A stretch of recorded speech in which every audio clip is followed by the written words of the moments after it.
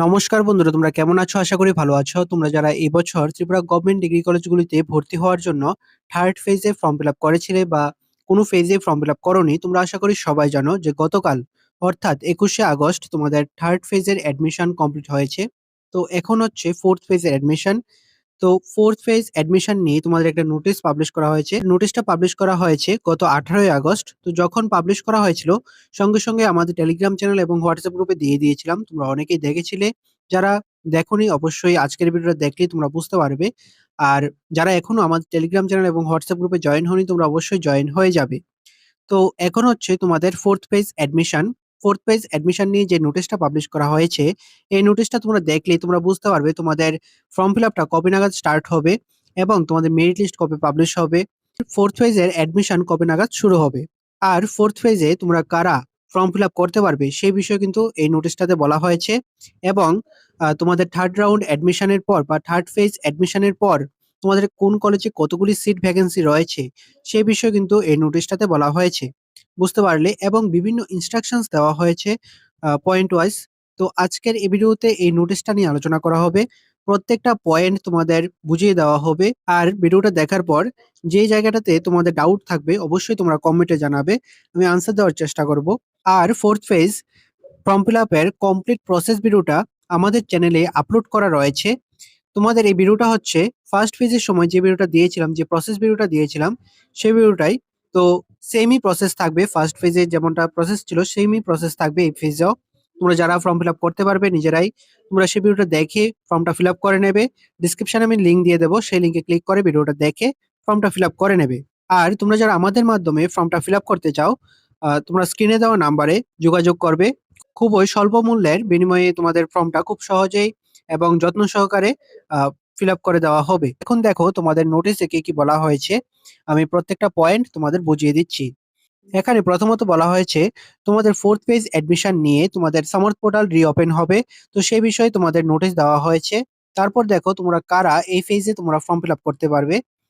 এখানে বলা হয়েছে the Samarth portal is reopening only for those students who have not received admission at any college and who has not filled the online admission form earlier at Samarth portal and who has passed higher secondary examination through supplementary examination conducted by the CBSE।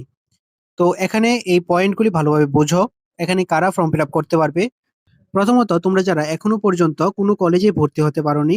দ্বিতীয়ত, তোমরা যারা কোনো ফেজেই form fill up করোনি এবং তোমাদের যাদের compartmental subject রয়েছে এবং সাপ্লিমেন্টারি এক্সাম দিয়ে তোমরা সেই কম্পার্টমেন্টাল সাবজেক্টটা পাস করে ফেলেছো, তো তোমরা এখানে অ্যাপ্লাই করতে পারবে। তো যাদের কম্পার্টমেন্টাল সাবজেক্ট রয়েছে, তোমরা অনেকে আমাকে মেসেজ করেছিলে যে তোমরা কিভাবে ফর্মটা ফিল আপ করবে। তো ফাইনালি তোমাদের জন্য নোটিশ এসছে। তোমাদের যাদের কম্পার্টমেন্টাল সাবজেক্ট রয়েছে এবং পাস করে ফেলেছো সাপ্লিমেন্টারি এক্সাম দিয়ে, তোমরা অবশ্যই এই ফেজে ফর্মটা ফিল আপ করতে পারবে। আর এখানে পোর্টাল রিওপেনিং হবে আগামী 23শে আগস্ট থেকে 26শে আগস্ট পর্যন্ত। বুঝতে পারলে? তো এর মধ্যে তোমরা ফর্মটা ফিল আপ করতে হবে। যারাই ফর্ম ফিল আপ করবে এর মধ্যে করে নেবে। তারপর দেখো এখানে কি কি ইনস্ট্রাকশনস দেওয়া হয়েছে। প্রথম যে পয়েন্টটা রয়েছে সেটা কিন্তু মোস্ট ইম্পর্টেন্ট পয়েন্ট। এখানে বলা হয়েছে তোমরা যারা অলরেডি কোনো একটা ডিগ্রি কলেজে অ্যাডমিশন নিয়ে নিয়েছো, তোমরা এই ফেজে আর ফর্মটা ফিল আপ করতে পারবে না। বুঝতে পারলে? কারণ তোমরা অনেকেই চাইছো যে যে কলেজে অ্যাডমিশন নিয়েছো তোমরা কলেজটা চেঞ্জ করার জন্য। তো সেই বিষয়ে কিন্তু তোমরা এখানে ফর্মটা ফিল আপ করতে পারবে না।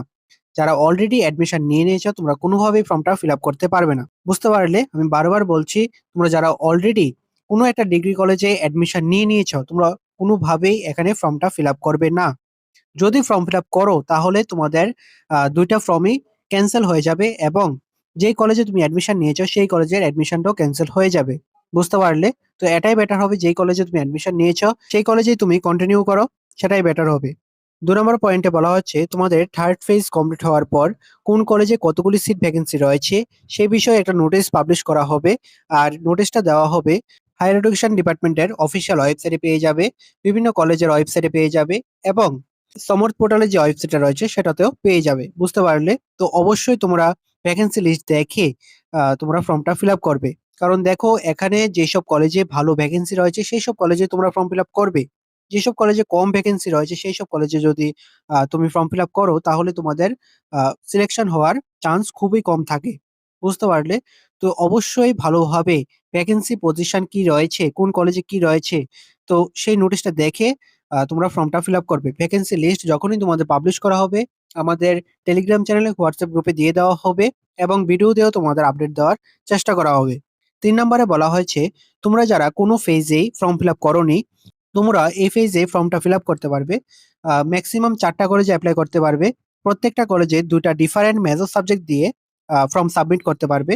অর্থাৎ টোটাল 8টা ফর্ম ফিল আপ করতে পারবে। 4 নম্বর পয়েন্টে বলা হয়েছে তোমরা যারা এর আগের ফেজগুলিতেও ফর্ম ফিল আপ করেছিলে কিন্তু তখন কমপ্লিট 4টা কলেজে অ্যাপ্লাই করোনি, তোমরা চাইলে এর আগের প্রোফাইলটা লগ ইন করে বাকি যে কলেজগুলি রয়েছে সেই কলেজগুলিতে অ্যাপ্লাই করতে পারবে। আমি একটা এক্সাম্পল দিয়ে বুঝিয়ে দিচ্ছি।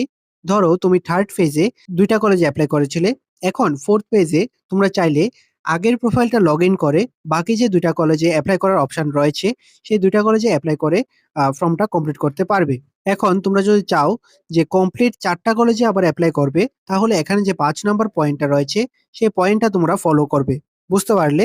তো তোমরা কনফিউজ হবে না, এখানে 4 নম্বর এবং 5 নম্বর পয়েন্টগুলিতে কনফিউজ হবে না।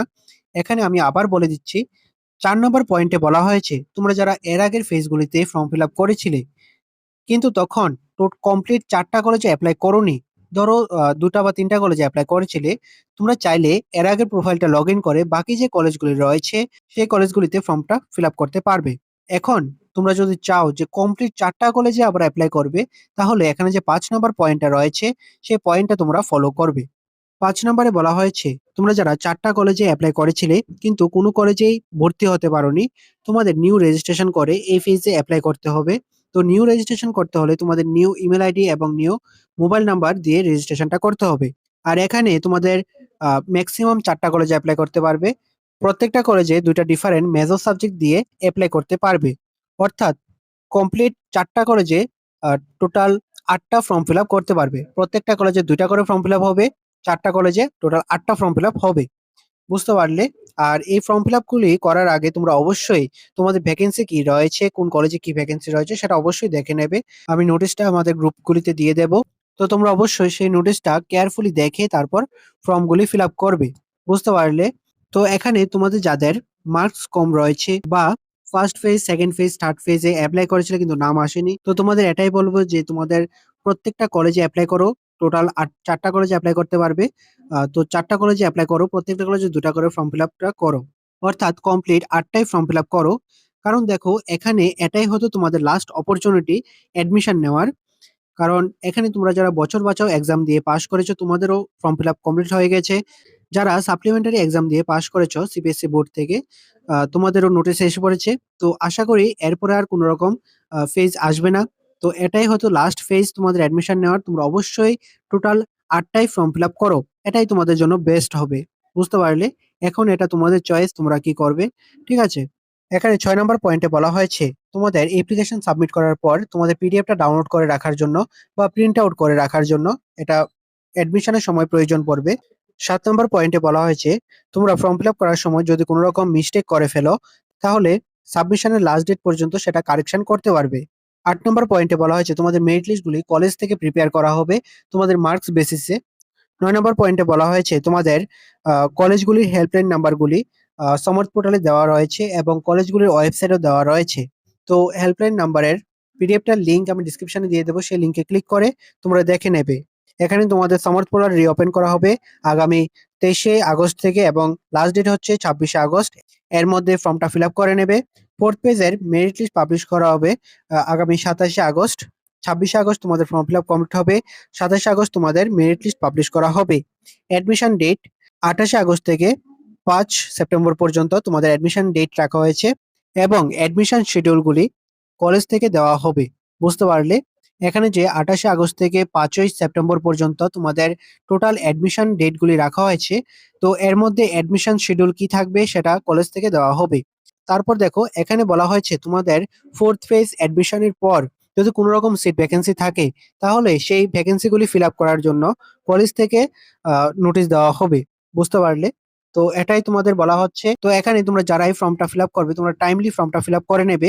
কারণ দেখো এটাই তোমাদের লাস্ট চান্স অ্যাডমিশন নেওয়ার এবং ভ্যাকেন্সি লিস্টটা দেখে তারপর ফর্মটা ফিল আপ করবে। যে কলেজে ভালো ভ্যাকেন্সি রয়েছে সেই কলেজে ফর্মটা ফিল আপ করবে, তাহলে তোমাদের নাম আসার চান্স বেশি থাকবে। বুঝতে পারলে? আর তোমরা যারা আমাদের মাধ্যমে ফর্মটা ফিল আপ করতে চাইছো, তোমরা স্ক্রিনে দেওয়া নাম্বারে হোয়াটসঅ্যাপে যোগাযোগ করবে।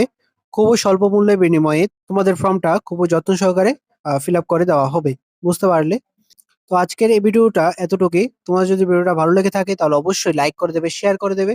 আর অবশ্যই সাবস্ক্রাইবটা করে পাশে থাকবে। ভালো থাকবে, সুস্থ থাকবে। দেখা হচ্ছে পরের একটি নিউ আপডেট নিয়ে।